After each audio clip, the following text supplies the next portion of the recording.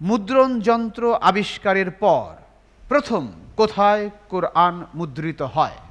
জার্মানির হামবুর্গ শহরে। মাশাআল্লাহ, কঠিন প্রশ্ন, উত্তর দিয়ে ফেলেছে। কোন নবীর স্ত্রী কাফের ছিলেন? নূহ আলাইহিস সালাম। নূহ আলাইহিস সালাম। আরেকজনকে বলতে পারো? লূত আলাইহিস সালাম। একদম, অক্ষরে অক্ষরে উত্তর সঠিক। আল বেরুনি কে?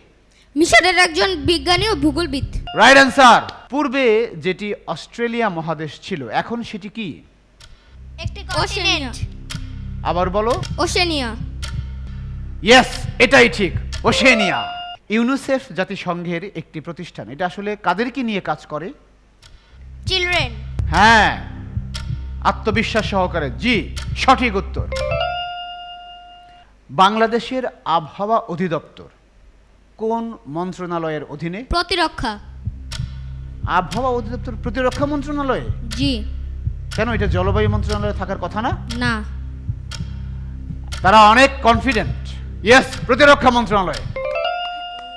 বাংলাদেশের বার্ষিক গড় তাপমাত্রা কত? কাছাকাছি গেলেও নেওয়া যাবে। 24 ডিগ্রি সেলসিয়াস।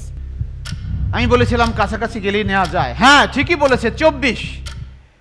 বেড়ে বেড়ে কখনো 25-এ যায়।